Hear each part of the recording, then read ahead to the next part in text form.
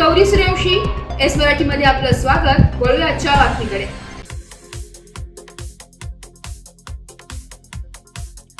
प्राथमिक शाळांचा दर्जा सुधारण्यासाठी व विद्यार्थ्यांना आधुनिक शिक्षण मिळण्यासाठी शिक्षण विभागाकडून सध्या शिक्षक सक्षमीकरण तालुकास्तरीय प्रशिक्षणाचे आयोजन करण्यात आले. त्यानुसार टप्प्याटप्प्याने शिक्षकांना प्रशिक्षण देण्याची व्यवस्था तालुका स्तरावरून शिक्षण विभागाकडून करण्यात आली.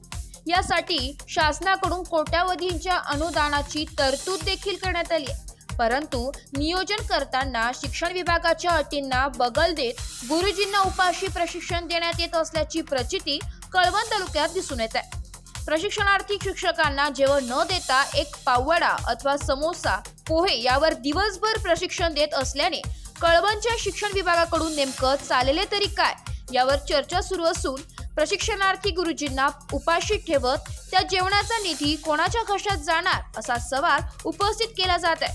सविस्तर वृत्त असं की सध्या राष्ट्रीय शिक्षण धोरण 2020 नुसार शैक्षणिक गुणवत्ता विषयक विविध उपक्रमांची अंमलबजावणी सुरू आहे. त्यानुसार राज्यातील प्राथमिक, माध्यमिक व उच्च माध्यमिक शिक्षकांचे प्रशिक्षण व पर्यवेक्षक यंत्रणेसाठी प्रशिक्षण घेण्यात येते. हे प्रशिक्षण 1ली ते 5वी, 6वी ते 8वी तसेच 9वी ते 12वीला शिकविणाऱ्या सर्व शिक्षकांसाठी प्रशिक्षणाचे आयोजन करण्यात आले. शिक्षक क्षमता वृद्धी 2.0 तालुका स्तर प्रशिक्षण आयोजन करताना मार्गदर्शक सूचना देखील देण्यात आलेल्या आहेत. यात प्रशिक्षण घेणाऱ्या प्रशिक्षणार्थी व तज्ज्ञ मार्गदर्शक यांना स्टेशनरी, प्रमाणपत्र व अनुषंगिक खर्च याचबरोबर उपस्थित प्रशिक्षणार्थी व तज्ज्ञ मार्गदर्शकांसाठी 2 वेळा चहा व दुपारच्या जेवणाची तरतूद केली असून त्यासाठी अपेक्षित निधी देखील शिक्षण विभागाकडून उपलब्ध करून देण्यात येणार आहे. असे असताना देखील कळवण तालुक्यात प्रशिक्षणार्थी गुरुजींना जेवण देत नसल्याचे निदर्शनास आले. त्यामुळे गुरुजींना उपाशी ठेवत हा निधी नेमका कोणाच्या खिशात जाणार हा संशोधनाचा विषय ठरत आहे. जिल्ह्यातील इतर तालुक्यांमध्ये प्रशिक्षणार्थी गुरुजींना जेवणाची व्यवस्था करण्यात आलेली आहे. परंतु कळवण तालुक्यात प्रशिक्षणार्थी गुरुजींना उपाशी का ठेवले जाते याची शहानिशा करण्यासाठी गेले असताना संबंधित विभागाकडून टोलवाटोलवीची उत्तरे मिळाली आहे. तालुक्यामध्ये अभोणा, मोकभणगी, कळवण तसेच मोहनदरी या 4 ठिकाणी प्रशिक्षण सुरू आहे. एका ठिकाणी प्रशिक्षण सुरू नसल्यामुळे जेवणाची व्यवस्था करता येत नाही असे आश्चर्यकारक उत्तर संबंधित विभागाकडून मिळत आहे. तालुक्यात 1300च्या आसपास शिक्षकांची संख्या आहे. एकावेळी 500 ते 600 शिक्षक प्रशिक्षण घेत आहेत. प्रत्येक ठिकाणी 100 ते 150 शिक्षक प्रशिक्षण घेत असताना देखील प्रशिक्षण ठिकाणी जेवणाची व्यवस्था करण्यासाठी संबंधित विभागाला कोणती अडचण येत असेल हा संशोधनाचा विषय ठरलाय.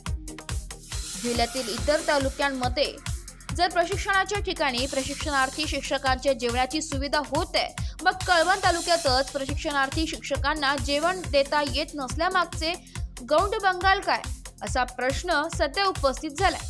जेवणाच्या निधीचा लाखो रुपयांचा निधी व्यर्थ जात असेल तर याला जबाबदार कोण? शिक्षण विभागाच्या शिक्षण अधिकाऱ्यांनी याबाबत योग्य ती चौकशी करून शिक्षकांना जेवणापासून वंचित न ठेवता त्यांच्या निधीचा सदुपयोग व्हावा अशी अपेक्षा या निमित्ताने व्यक्त केली जात आहे. प्रशिक्षणार्थी गुरुजींना उपाशी न ठेवता त्यांना जेवणाची व्यवस्था करण्यात यावी.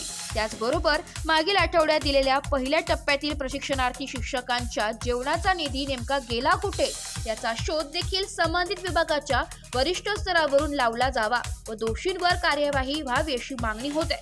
तेव्हा जिल्हा परिषदेचे शिक्षणाधिकारी यावर नेमका कोणता निर्णय घेणार याकडे सर्वांचे लक्ष लागले. या प्रसंगी आम्ही कळवण गट शिक्षणाधिकारी पी महाले यांच्याशी संवाद साधला असता तर त्यांनी सांगितले की प्रशिक्षणार्थी शिक्षकांना प्रशिक्षण स्थळी आवश्यक त्या सुविधा पुरवण्यात यावा अशा सूचना परिपत्रकाद्वारे सर्व केंद्र प्रमुखांना देण्यात आलेल्या आहे. जागेच्या अभावी आणि 4 ठिकाणी जेवणाची व्यवस्था पोहोचविण्यासाठी अडचण येत असल्याने प्रशिक्षणार्थी शिक्षकांना जेवण देण्यात आलेले नाही. त्यामुळे त्यांना जेवण न देता त्याची बिले काढण्यात येणार नाही. तसे शिक्षकांना जेवणाची सुविधा देण्यात यावी अशी मागणी होत असल्याने उद्याच्या दिवसापासून शिक्षकांना जेवणाची सुविधा उपलब्ध करून देण्यात येईल.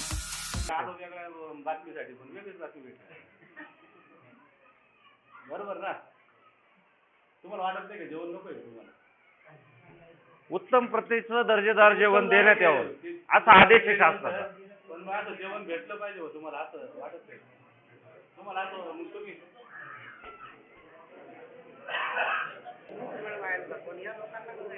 आता दिंडोरीचं काय केलं 1 वाजता हे होतं आणि 2 मिनिट ऐका ना, तुमचाच विषय. 1 वाजेला जेवणाची सुट्टी होती 2:30 वाजेपर्यंत Break असतो. लोक जातात 2:30 वाजेपर्यंत टप्प्याटप्प्याने ते बरोबर मॅनेज Shift मध्ये करून येतात ते. एक एक पंगत जशी जुनी राहायची तसं ते करून घ्या. मला वाटतं 1 हप्ता होऊन गेला ते 1 हप्त्याचे पण गेले पैसे आणि आता हे चालले पैसे. मग ते पैसे वाचले तर कमीत कमी त्यांना देऊन टाका ना आणि त्यांना सांगा वर्गावर त्यांच्या शाळेवर खर्च करायला. नाही, निर्णय होईल, पण मग तसं तुम्ही बघितलंय का? निर्णय पण येईल. कोणाला का बाकीच्या तालुक्यांमध्ये दिलंय ना. पण आता वणीला जेवण पंचपक्वान्न जेवण होतं, आता ग्लोबलला चालू आहे. आपले शिक्षक बंधू म्हणतात की लग्नात सुद्धा असं जेवण नाही, एवढं चांगलं जेवण. मग तुम्ही वंचित का? बघ मी तिथं जाऊन आलो, यांच्यापर्यंत रिपोर्ट गेला, त्याच्यामुळे त्यांना वाटलं आता इथं पण येतील, गेले निघून ते असं. केंद्र मग इथं नाही आहेत पण मग केव्हाचे हा ना, मग तेव्हाचे आम्ही सुरू राहिलो ना केव्हाचे. तुम्ही कुठे दिंडोरी पत्रकार आहे आम्ही. आणि थोडी तक्रार आली होती तुमच्याकडूनच, बऱ्याच शिक्षकांचे तुमच्याकडूनच बुवा असं. तर मग एक लॉट होऊन गेला ना पहिला टप्पा. पहिला टप्पा झाला मागच्या हप्त्यात झाला, हा दुसरा टप्प्यातला दुसरा दिवस. मग तरी देखील मागच्या टप्प्यात पण जेवण दिलं नाही त्यांनी, आता पण नाही. फक्त मग काहीतरी पोहे आणायचे, काहीतरी वडा आणायचा, काहीतरी समोसा आणायचा, तेच ना नाश्ता. समोसे होते का बरं यापैकी एखादं काहीतरी देत असेल तुम्हाला नाश्ता म्हणून. 2 वेळे चहा देत्या, पण मग 2 वेळे चहा आणि दुपारी जेवण दिलंच पाहिजे. जेवणाची प्रोव्हिजन केलेली पैसे पेड होतात, मग यांनी मग ठीक आहे, ते पैसे वाचवतात तर त्यांनी काहीतरी सदुपयोग केला पाहिजे. तुमच्या अकाउंटवर टाकून द्या. बरोबर आहे का नाही? तुम्ही तुमच्या परीने मेसचं जेवण आणा किंवा घरचं आणा, पण त्या मेसच्या डब्याचे पैसे आम्ही देऊन टाकतो. बरोबर आहे का नाही? यांचे डबे वेगळेच राहते, हा त्या डब्यात टाकून घ्यायचे ते पैसे. बरोबर आहे का नाही? हे विचारायला आम्ही आला तो केंद्र प्रमुख म्हणतो भेंडीला आहे. आता पुढच्या टप्प्याचं नियोजनचं केंद्र प्रमुखाचा काय समजून पुढचा टप्पा कालपासून विषय चालू होता 9वी 10वीचा आहे ना माध्यमिक. पुढचा टप्पा कधी पुढचा टप्पा कधी आहे? मार्च मध्ये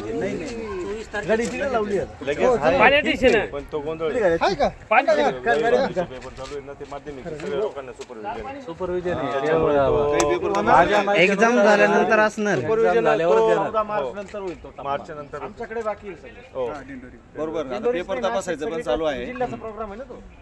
हे काय नाही, फक्त 2 केंद्रातून फोन आला तुम्ही जा तिथून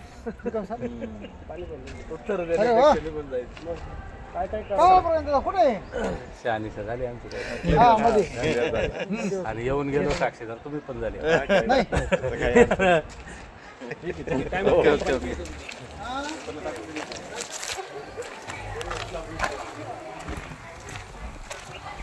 एस मराठी न्यूजसाठी कार्यकारी संपादक संदीप गुंजाळ, कळवण.